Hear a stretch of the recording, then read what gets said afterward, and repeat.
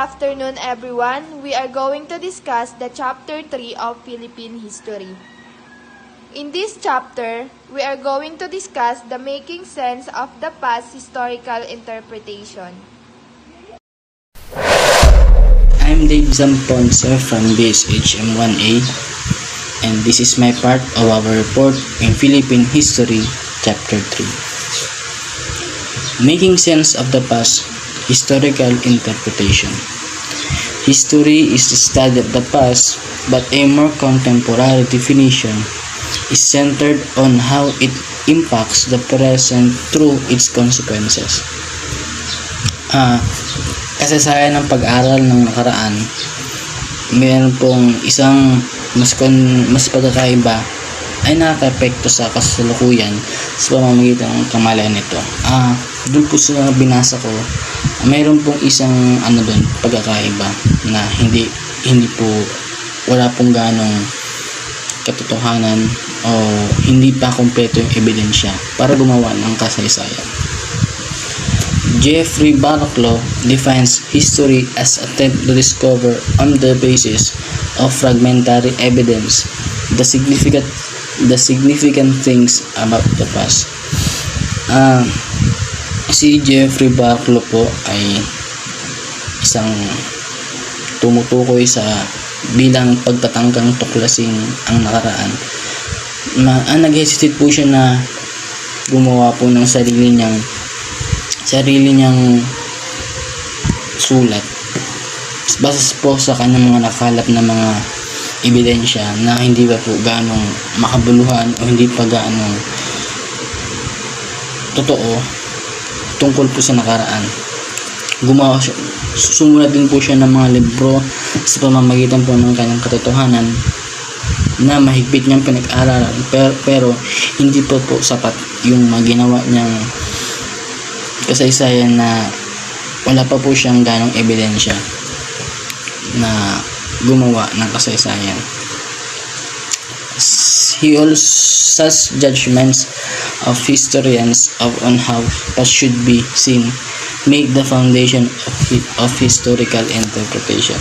Dapat po bilang gumagawa po ng mga kasaysayan about sa mga nakaraan, dapat makita rin po yung mga pundasyon, mga katotohanan, mga ebidensya po na matuturing na totoo po ang ating pinag-aralan, kasi po may makaka-apekto po yun sa kasalukuyan. Halimbawa po sa mga estudyante na nagse-search base po dun sa mga libro po na nasusulat nila, makakuha po sila ng mga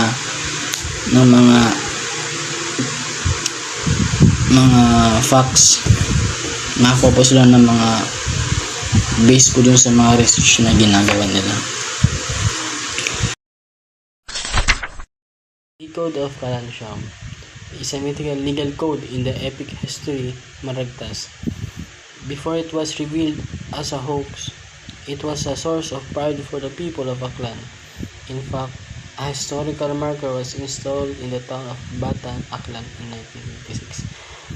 So, ano po ba ulit yung Code of Kalansiam? Code of Kalansiam is the first legal code in the Philippines written by Datu Kalansiam, chief of the island in the Negros in the Philippines. Ito po yung unang batas na naitatag ni Datu Kalansiam sa Pilipinas.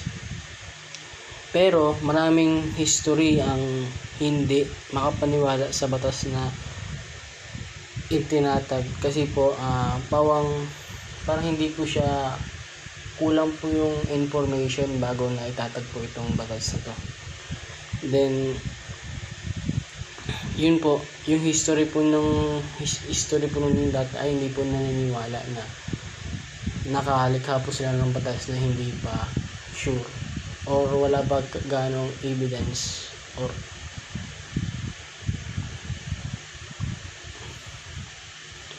it was only in 1968 that it was proved a hoax when William Henry Scott defended this research on pre-Hispanic sources in the Philippines. He attributed the code to historical fiction written in 1913 by Jose E. Marco titled Las Antiguas Leyendas de la Isla de Negros. prominent Filipino historian did dissent to Scott's findings, but there are still some who would like to believe that the code is a legitimate document. Ayon po kay William Henry Scott, na isang historian na ayon sa kanyang research ay ang batas na ito ay hindi totoong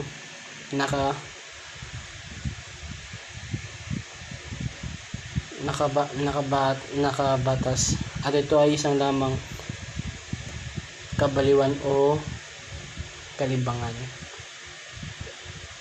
In the word of kabaliwan po, parang hindi po siya hindi po siya ganong naitatag po siya, pero hindi po, marami pong hindi na hindi po sumangayon sa batas na ito kasi po kulang po sila sa evidence at mga information ng kanilang mga nakalap. Historians utilize facts collected from primary sources of history and then draw their own reading so that their intended audiences may understand the historical event, a process that in essence makes sense of the past. Base po dito sa binasa natin, gumamit po yung mga historian ng mga katotohanan or facts na magiging resulta po ng kanilang pag-search po about sa history po ng kasaysayan. Tapos gumuhit din po sila ng mga pagbasa para mas maunawaan pa po ng mga tao ang mga ganitong pangyari noong kasaysayan para sa maging magandang kabuluhan po nito sa nakaraan. The premise is that not only primary sources are accessible to a general audience and without the proper training and background, a non-historian interpreting a primary source may do more harm than good. A primary source may even cause misunderstandings, sometimes even resulting in more problems. Yun nga po, base po dun sa kanilang saligan, kahit hindi po lahat ng pangunahing pinagkukunan ay ma-actionan, kasi po minsan po kulang po sa information, tas kulang din po sa mga facts about sa history, mas malaking problema o mas malaking epekto ang pinsala po na mangyayari kapag magkakaroon po ng problema. Tapos sa pinag-akuhan po ng mga informasyon ay kulang pa po sa survey or kulang pa po sa survey. Tapos yun nga po, mas malaking pinsala po ito sa mga kasalukuyang magsa-search po ng mga about history. Sa aking mga kababata, isa poem purportedly written by Jose Rizal when he was 8 years old and is probably one of Rizal's most prominent works.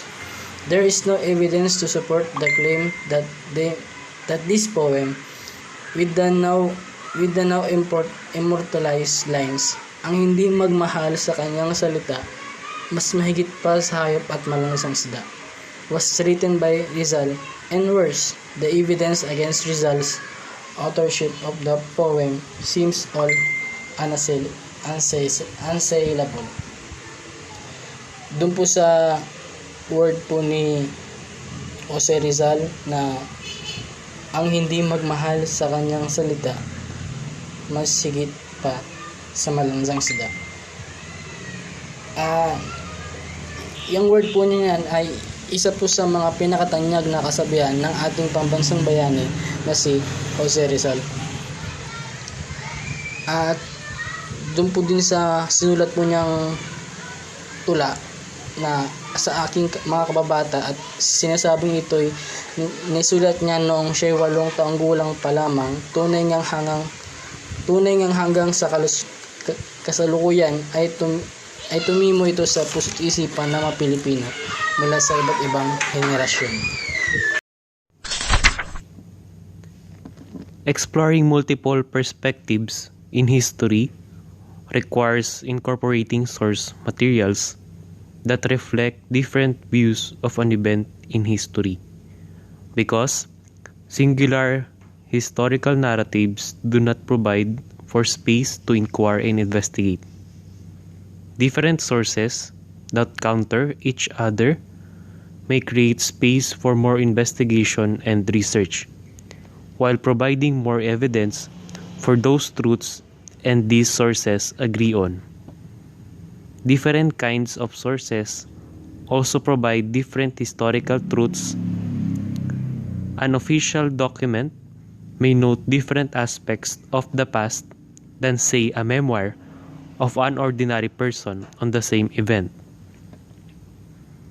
Different historical agents create different historical truths, and while this may be a burdensome work for the historian, it also renders more validity to the historical scholarship. Taking this in close regard, in the reading of historical interpretations, it provides for the audience a more complex but also a more complete and richer understanding of the past. The primary source of Alboslag. On the 16th of March 1521, as they sailed in a westerly course from Lardons, they saw land towards the northwest. But on wing to many shallow places, they did not approach it. They found later that its name was Yunagan. They went instead that same day towards to another small island named Suluan, and there they anchored. There they saw some canoes, but these fled at the Spaniards' approach. This island was 9 2/3 degrees north latitude. Departing from those two islands, they sailed westward to an inhabited island of Gada, where they took in a supply of wood and water. The sea around that island was free from shallows. Albo does not give the latitude of this island, but from Pigafetta's testimony, this seems to be an aquada or homonhon at 10 degrees north latitude.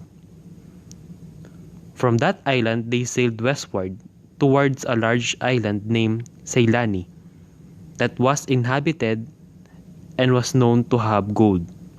Ceylani, or as Pigafetta calls it, Ceylon, was the island of Leyte. Multiperspectivity, with several possibilities of interpreting the past. Another important concept that we must note is multiperspectivity. This can be defined as a way of looking at historical events, personalities, developments, cultures, and societies from different perspectives. This means that there is a multitude of ways by which we can view the world, and each could be equally valid, and at the same time equally partial as well. Historical writing is, by definition, biased, partial, and contains preconceptions. Historians may impose a certain ideology to their subject, which may not be appropriate to the period the subject was from. Historians may misinterpret evidence, attending to those that suggest that a certain event happened, and then ignore the rest that goes against the evidence. These are just many of the ways a historian may fail in his historical inference, description, and interpretation. With multiperspectivity as an approach in history, we must understand the historical interpretation contained discrepancies, contradictions, ambiguities, and are often the focus of dissent. Exploring multiple perspectives in history requires incorporating source materials that reflect different views of an event in history, because singular historical narratives do not provide for space to inquire and investigate. Different sources that counter each other may create space for more investigation and research, while providing more evidence for those truths that these sources agree on. Different kinds of sources also provide different historical truths. An official document may not different aspects of the past than, say, a memoir of ordinary person the same event. Different historical agents create different historical truths, and while this may be a burdensome work for the historian, it also renders more validity to the historical scholarship. Taking this in close regard in the reading of historical interpretations, it provides for the audience a more complex, but also a more complete and richer understanding of the past. In the context of history education, the notion of multiperspectivity refers to the epistemological idea that history is interpretational and subjective, with multiple coexisting narratives about particular historical events, rather than history being objectively represented by one closed narrative. Primary source Albus Lag. Number 1. On the 16th of March 1521, as they sailed in a westerly course from Ladrones, they saw land towards the northwest, but owing to many shallow places they did not approach it. They found later that its name was Sinoga. Landing on Philippine shores, Francisco Albus Lag wrote of Magellan's expedition in the island of Saint Lazans on March 16, 1521, as they sailed in a westerly course from Ladrones, or known as Mariana Island. At the present, they saw land towards the northwest, but they didn't landed there due to shallow places, and later found its name was Sinogan. They went instead the same day southwards to another small island named Suluan, and there they anchored. There they saw some canoes, but this fled at the Spaniards' approach. This island was at 9 and 2 degrees north latitude. Departing from those two islands, they sailed westward to an uninhabited island of Gada, where they took in a supply of food and water. The sea around that island was free from shallows. Albo does not give the latitude of this island, but from Pigafetta testimony, this seems to be the Aquada or Homonhon at 10 degrees north latitude. From that island, they sailed towards a large island named Silani that was inhabited and was known to have gold. Silani, or as Pigafetta calls it, Ceylon, was the island of Leyte. Sailing southwards along the coast of that large island of Silani, they turned southwest to a small island called Mazava. That island is also a latitude of 9 and 2/3 degrees north. The people of that island of Mazava were very good. There the Spaniards planted a cross upon a mountain top, and from there they were showed 3 islands to the west and southwest, where they were told there was much gold. They showed us how the gold was gathered, which came in small pieces like peas and lentils. From Mazaba, they sailed northwards again towards Silani. They followed the coast of Silani in a northwesterly direction, ascending up to 10 degrees of latitude, where they saw 3 small islands. From there they sailed westward some 10 leagues, and there they saw the 3 islets, where they dropped anchor for the night. In the morning they sailed southwest some 12 leagues down to latitude of 10 and 1/3 degree. There they entered a channel between 2 islands, one of which was called Matan and the other Subu. They sailed down the channel and then turned westward and anchored at the town, the villa of Subu, where they stayed many days and obtained provisions and entered into a peace pact with the local king. The town of Subu was on east-west direction with the islands of Suluan and Mazava. But between Mazava and Cebu, there were so many shallows that the boats could not go westward directly but has to go as they did in a roundabout way. Primary source Pigafetta's testimony of the route of Magellan's expedition. Saturday, 16th March 1521, Magellan expedition signed a high land named Zamal, which was some 300 links, which westward of Landrones, now the Marianas Island. Sunday, March 17, the following day after signed Zamal Island, they landed on another island which we uninhabited and which lay to the right, on the above-mentioned island of Zamal. To the right. Here would mean of their starboard going south or southwest. There they set up 2 tents from the sick members of the crew and had a sow killed for them. The name of this island was Humuhun. This island was located at 10° north latitude. On the same day, Sunday, March 17, Magellan named the entered archipelago that the island of St. Lazaro, the reason being that it was Sunday in the Lenten season when the Gospel assigned for the Mass and liturgical office was the 11th chapter of St. John, which tells of rising of Lazarus from the dead.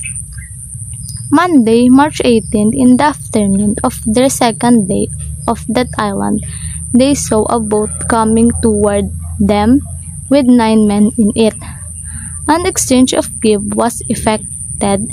Magellan asked for the food supplies and the men went away, promising to bring rice and other supplies in 4 days. There was 2 springs of water on the island of Humuhun. Also, they saw there some indication that there was gold in this island. Consequently, Magellan renamed the island and called it Watering Place of Good Omen. Friday, March 22 at noon, the native returned. This time they were in 2 boats and their brought food supplies. Magellan's expedition stayed 8 days at Humuhun from Sunday, March 17 to the Monday of the following week, March 25. Monday, March 25 in the afternoon, the expedition weighed anchor and left the island of Humuhun. In the ecclesiastical calendar, this day, March 25, was the feast day of the Incarnation, also called the Feast of Annunciation. Therefore, Our Lady's Day. On this day, as they were about the weigh anchor, an accident happened to Pigafetta.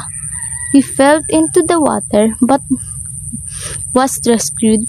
He reviewed his narrow escape from death as grace obtained through the intercession of the Blessed Virgin Mary of the feast day.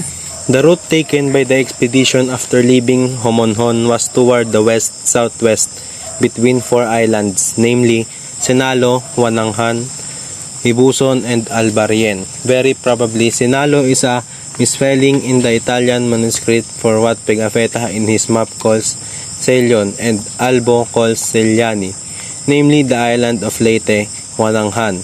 A misspelling of Hinunangan seemed to Pigafetta to be a separate island but is actually on the mainland of Leyte.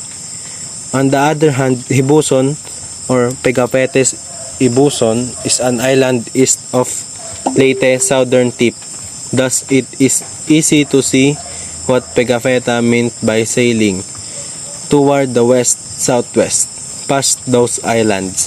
They left Homonhon sailing westward towards Leyte, then followed the Leyte coast southward, passing between the island of Hibuson on their port side and Hinunangan Bay on their starboard, and then continued southward then turning westward to Mazoa. Pigafetta and Albo's map shows the expedition sailing westward towards Leyte, then following the Leyte coast southward, passing between the island of Hibuson on their port side and Hinunangan Bay on their starboard, and then turning westward to Mazoa. It is easy to see what Pigafetta meant by sailing toward the west-southwest past those islands, namely Sinalo, Hinunanghan, Ibuson, and Albarien. Very probably, Sinalo is a misspelling in the Italian manuscript for what Pigafetta in his map called Ceylon and which Albo called Celiani. Thursday, March 28, in the morning of Holy Thursday, March 28, they anchored off an island where the previous night they had seen a light of a bonfire. That island lies in a latitude of 9 2/3 towards the Arctic Pole and in a longitude of 162 degrees from the line of demarcation. It is 25 leagues from the Aquada and is called Mazoa.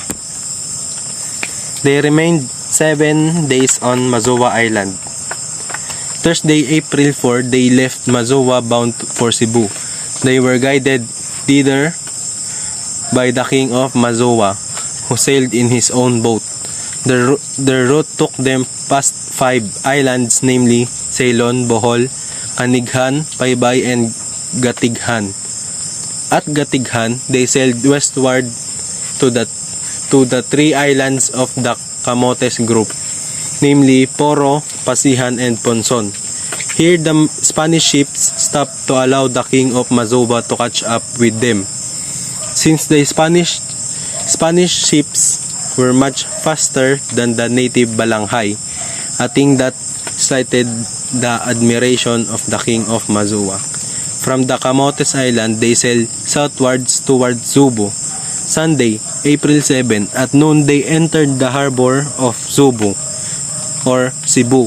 It had taken them 3 days to negotiate the journey from Mazoa northwards to the Camotes Island and then southwards to Cebu. Primary source, Pigita and 7 days in Mazoa. This Thursday, March 28, was Thursday in Holy Week. Holy Thursday, in the morning a small boat called Boloto came with 8 natives, to whom Magellan threw some trinkets as present.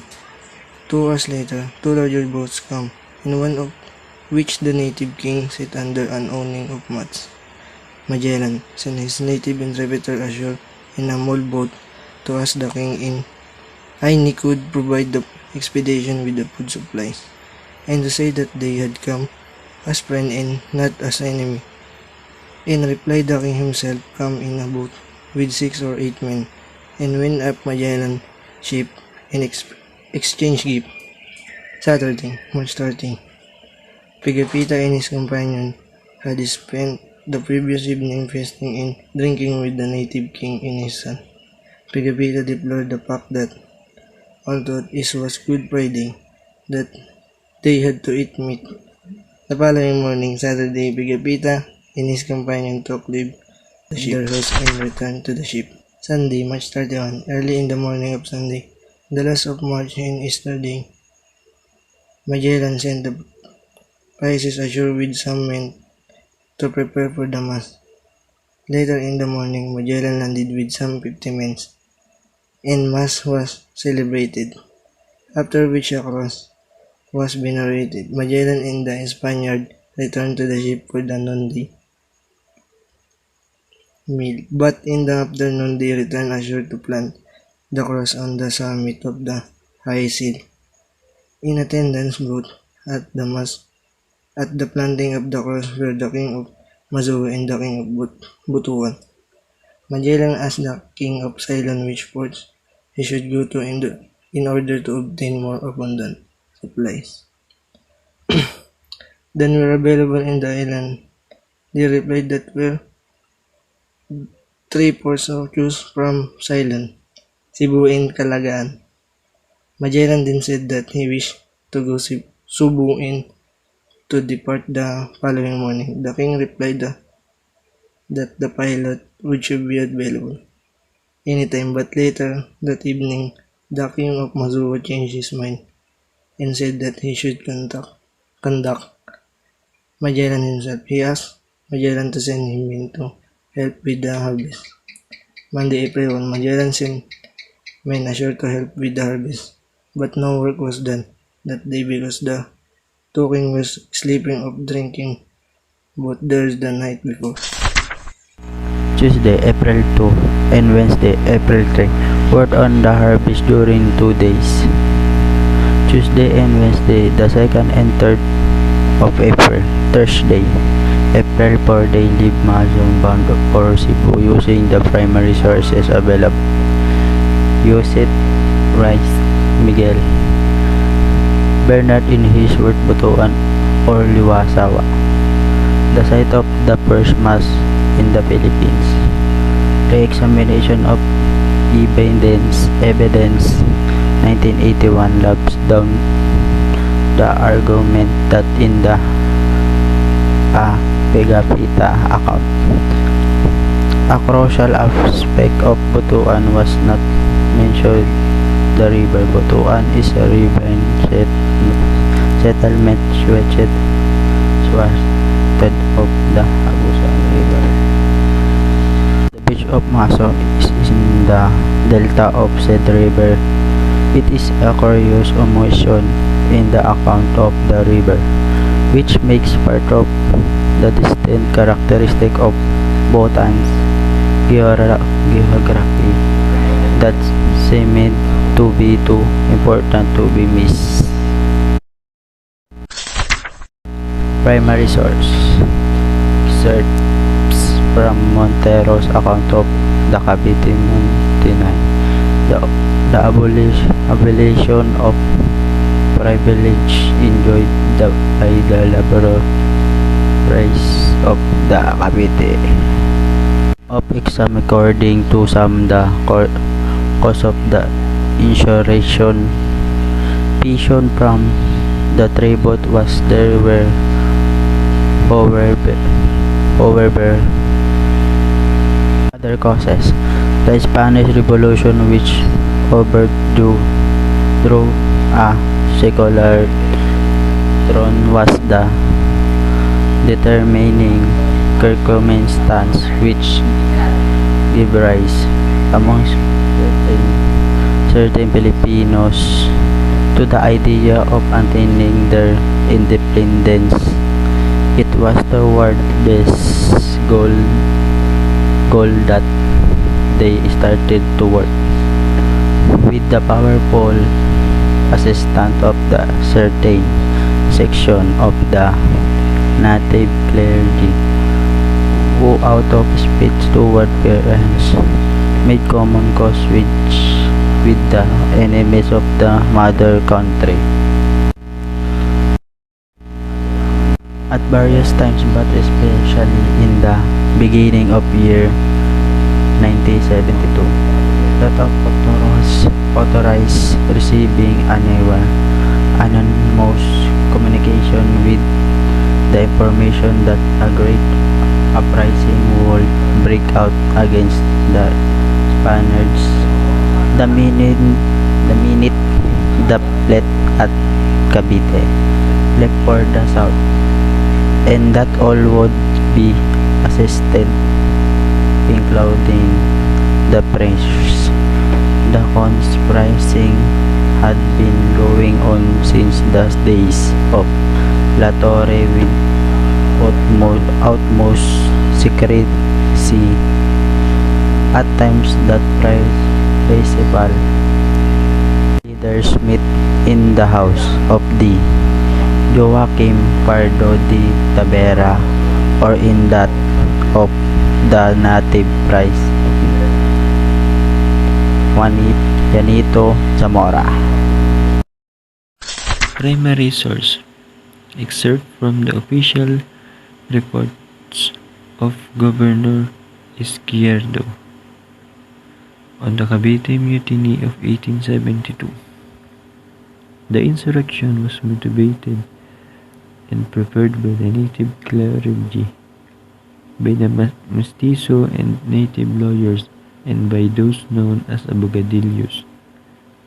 The instigator process against the injustice of government in not paying the provinces for their tobacco crop, and against usury that some practice in the documents that the finance department gives crop owners who have to sell them at a loss. They encouraged the rebellion by making the workers in the Cavite arsenal to pay tribute starting January 1 and render personal service, from which they were formerly. Cavite Mutiny of 1872 is narrated by Jose Montero y Vidal. His account anchored on this that the fateful event of the 20th of January happens due to the concerted effort of disgruntled native soldiers and laborers of Cavite Arsenal who willfully revolted to overthrow the Spanish rules, and those guilty of rebellion and sedition.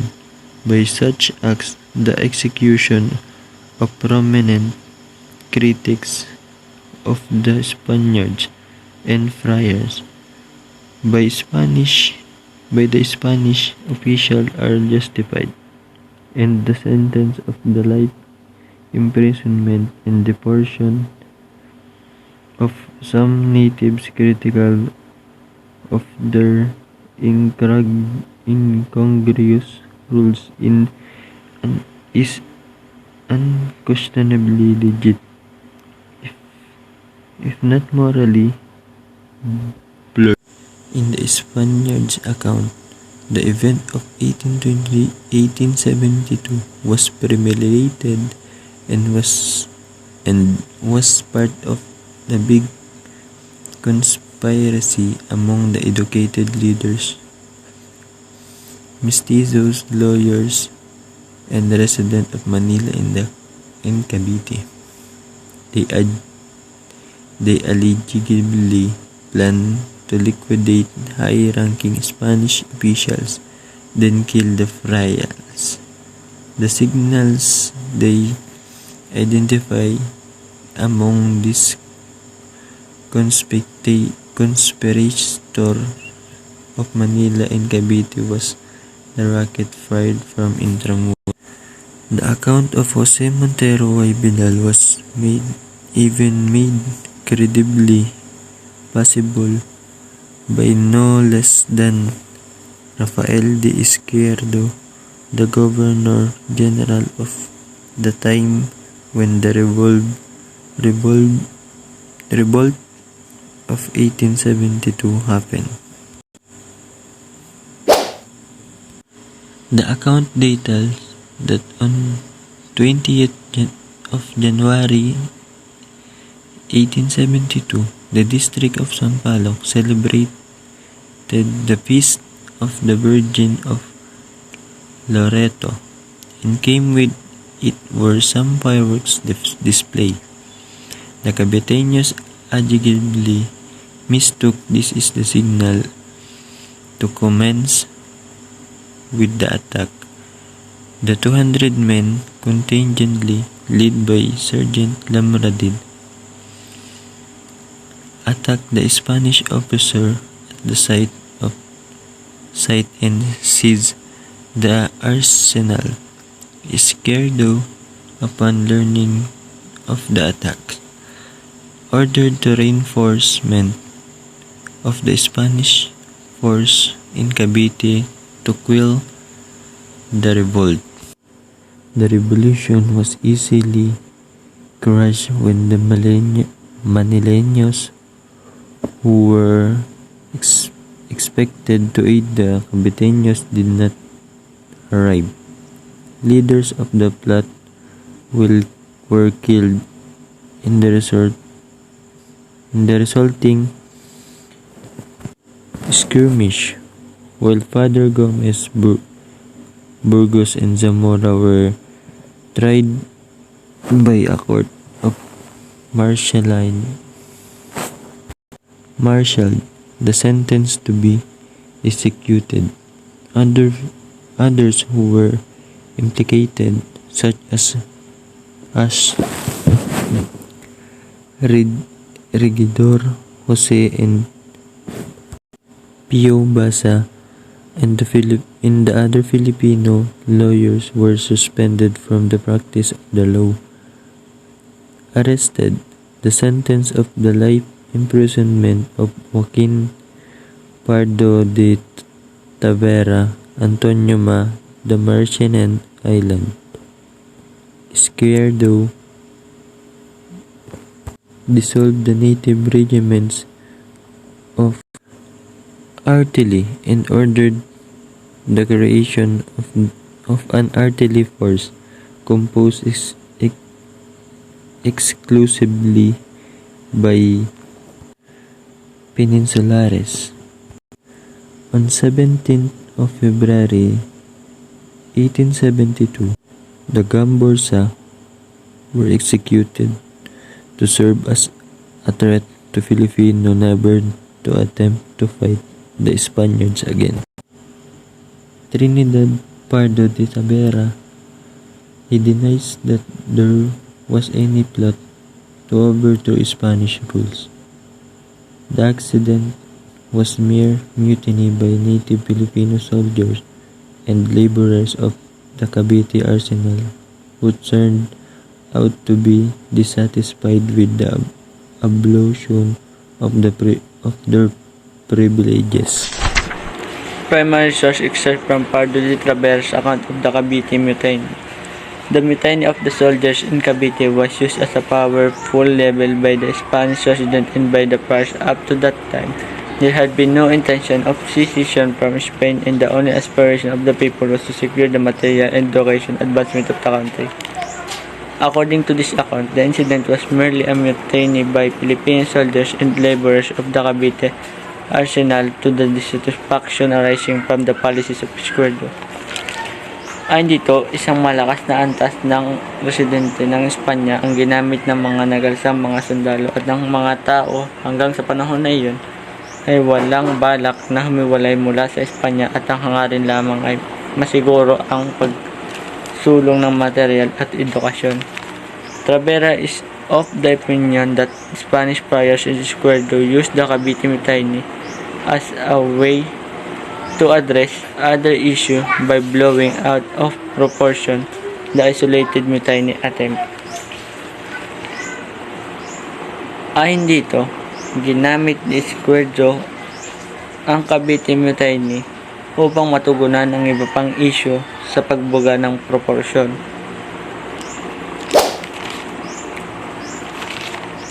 During this time, the central government in Madrid was planning to deprive the friars of all the powers of intervention in matter of civil government and in direction management of education. Sa mga oras na iyon, ang gitnang gobyerno ng Madrid ay nagplano upang tanggalan ng lahat ng mga kapangyarihan ang mga praile. The friars needed something to justify their contributing dominance in the country, and the mutiny provided such opportunity. Ayon dito, nangangailangan ng mga praile ng isang bagay upang mabigyang katuwiran ang kanilang inaambag sa pangingibawan ng bansa. However, the central Spanish government introduced an educational reserve fusing secretariat, a school run by the friars, into a school called the Philippine Institute. Ipinataw ng pamahalaang Espanyol ang kautusang pang-edukasyon upang mapag-isa ang mga paaralang sekretaryo ng pinatakbo ng mga praile. The decree aimed to improve the standard of education in the Philippines by requiring teaching position in this school to be filed by competitive examination and improvement welcomed by most Filipinos. Ayon dito, tinanggap ng karamihan sa mga Pilipino ang paghingi ng posisyon sa pagtuturo sa paaralan ng tesis ng edukasyon sa Pilipinas. Another account, this time by French Winter Edmond Flochat, complemented Travere's account and analyzed the motivation of the 1872 Cavite Mutiny.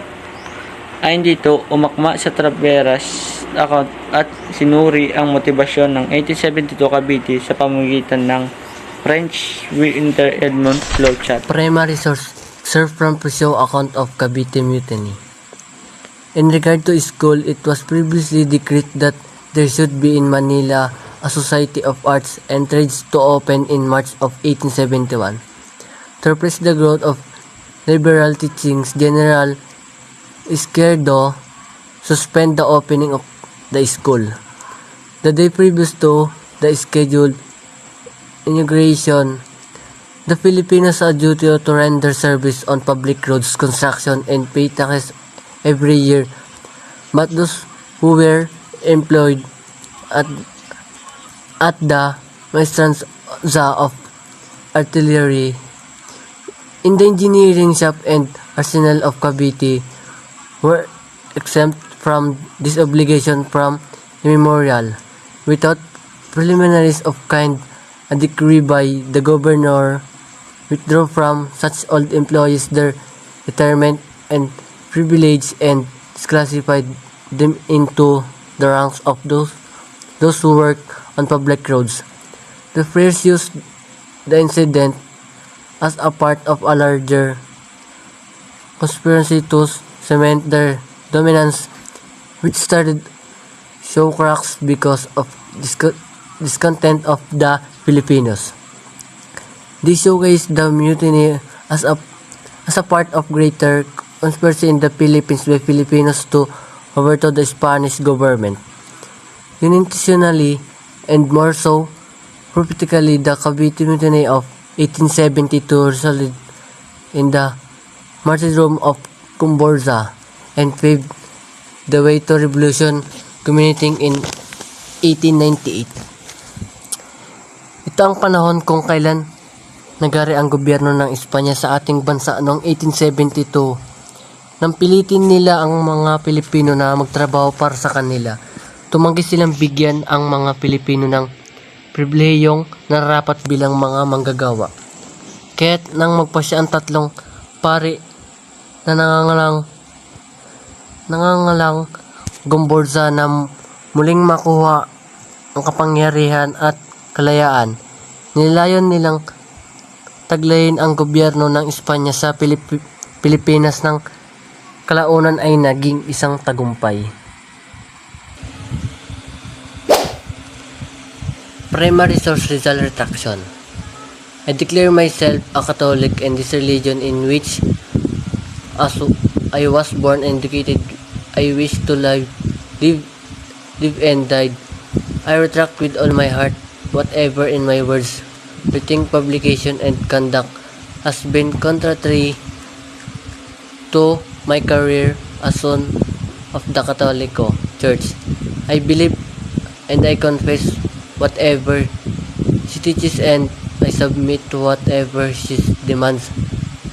I abominate masonry as the enemy which is of the church and as a society prohibited by the church. The diocese prelate may as the superior ecclesiastical authority make public this spontaneous manifestation of mine in order to repair the scandal which my acts may have caused, and so that God and people may pardon me. There are 4 iterations of the text of this retraction. The first was published in La Voz Español and Diario de Manila on day of the execution, 30 December 1896. The second text appeared in Barcelona, Spain in the magazine La La Juventud a few months after the execution, 14 February 1897, from an anonymous writer who was later revealed to be Father Vicent Balaguer. However, the original text was only found in the Artisan Archive on 18 May 1935 after almost 4 decades for disappearance. Dito nagpasalin-salin ng iba't ibang manununot ang ginagawang retraction letter ni Jose Rizal na naging controversy ukol sa kanyang religion. Sinasaad dito na si Jose Rizal ay isang Katoliko at mamamatay bilang isang Katoliko salungat sa kanyang mga hindi magagandang sinabi tungkol sa simbahan at mga Panginoon. Ang nasabing retraction ay nagkaroon na ng maraming version kaya hindi na alam ang totoong paniniwala. Primary source: Eyewitness account of the last hours of Rizal. The retraction of Rizal remains to this day a controversy. Many scholars, however, agree that the document does not tarnish the heroism of Rizal. Relevance remained solidified to the Filipinos and pushed them to continue the revolution, which eventually resulted in independence in 1898. Rizal's connection to the Katipunan is undeniable. In fact, the precursor of the Katipunan as an organization Rizal founded, with Andres Bonifacio as one of its organization, is the La Liga Filipina members. But La Liga Filipina was short-lived, as Spaniards exiled Rizal to Dapitan. Former members decided to band together to establish the Katipunan a few days after exile on 7th of July 1892. Primary source: Accounts of the Cry. On August 26th, a big meeting was held in Balintawak at the house of Apolonio Samson, then Cabeza of Barrio Caloocan. Among who attended were Bonifacio, Emilio Jacinto, Ageno Rosario, Tomas Remigio, Bricio Pantas, Teodoro Plata, Pio Valenzuela, Enrique Pasejo, and Francisco Carrion. They were all leaders of Katipunan and composed the board directors of organization delegates. From Bulacan, Cabanatuan, Cavite, and Morong were also present. At about 9 o'clock in the morning of August 26th, the meeting was opened with Andres Bonifacio presidenting and Emilio Jacinto acting as secretary. The purpose was to discuss when uprising was to take place. Pio Valenzuela. According to the eyewitness testimonies offered, historical witnesses are divided on the location and timing of the Christ occurrence.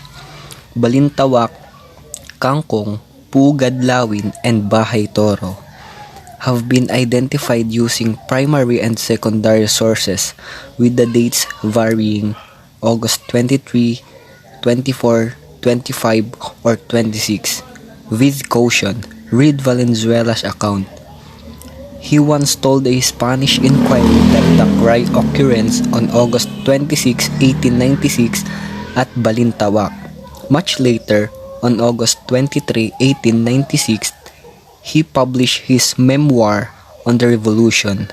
When working with the primary sources, such contradictions in reports should always be taken seriously.